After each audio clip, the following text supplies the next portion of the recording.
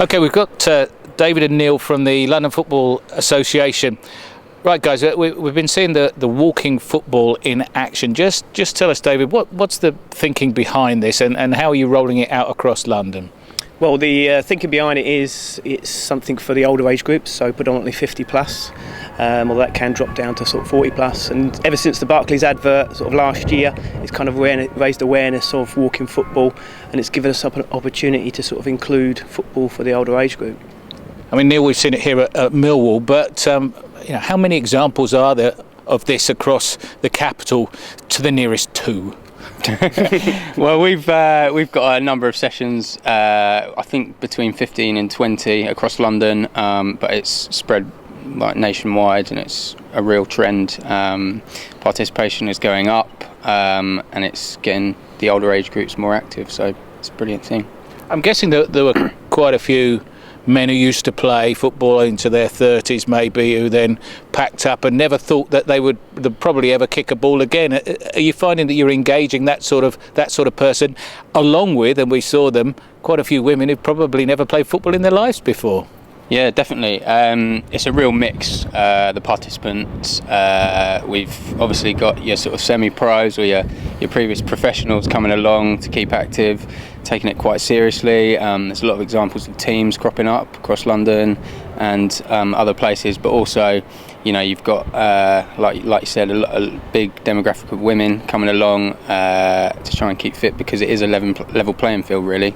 You can't run, so that's, it's really working out well for those demographics. What we've found is obviously there's the mainstream football, if you like, for male and females. There's vets football, and then obviously vets can play. They tend to play sort of into their 40s, maybe sort of early 50s. But some people sort of knees, ankles, their body gives away, health conditions, things like that. It makes it more difficult for them to play. And then this obviously fills the gap, if you like, and carries it on. And we have guys that play in their 80s that will turn up and play, because it's not just the football side, it's the social side of it as well, which we've seen today, which has been brilliant, getting people together. And people come along because they don't want to walk on a treadmill and face the wall and listen to headphones and it's all antisocial.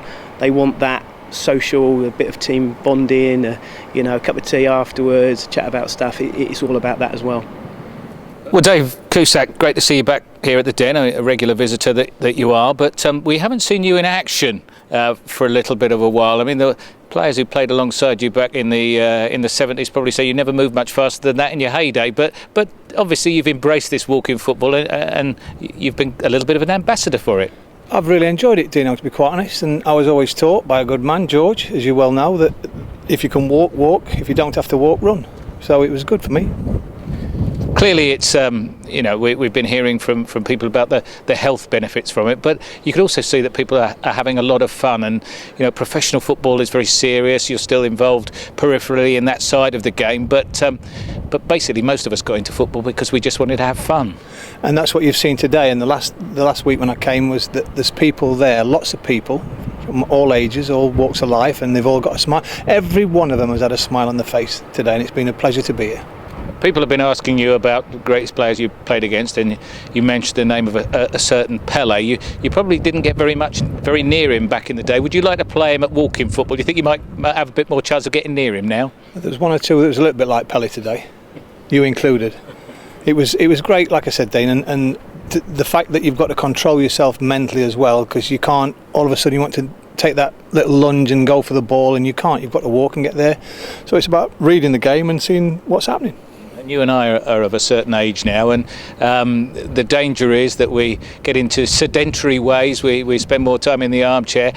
It's important, isn't it, for people like ourselves to get up there and do that bit of exercise? I'm sure that the people that have been today will have not exercised since the last time they came, and if they have, they've done well. But that I will be feeling stiff today, later today and tomorrow. So it's going to give me a bit of an incentive to get out on the bike and do something.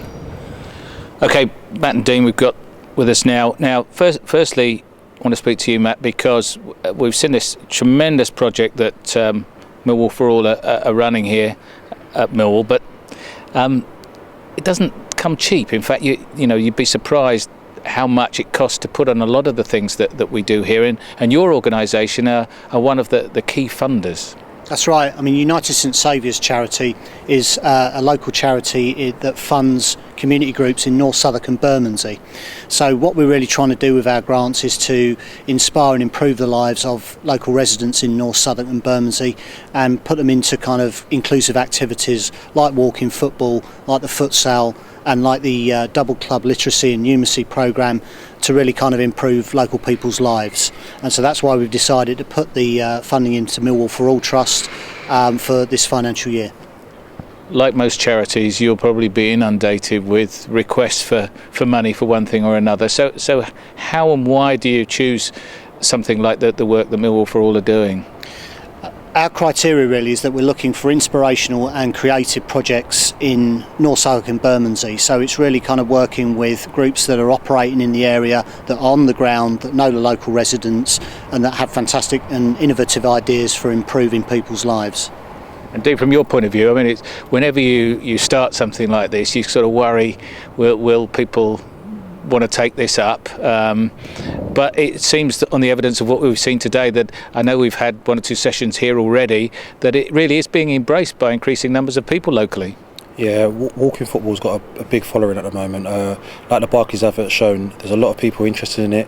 A lot of people who have played before and want to continue to play, and there's other people who have just started playing as well. We've got a core of ladies who come to our sessions who really enjoy it, and they're there every week, and they kind of helped us put on this event today as well by going out and giving out flyers and trying to really put the word of mouth out for people to come and join in today. And it's an ongoing project, is it? Just tell us how other people who may be seeing this and want to get involved can do so.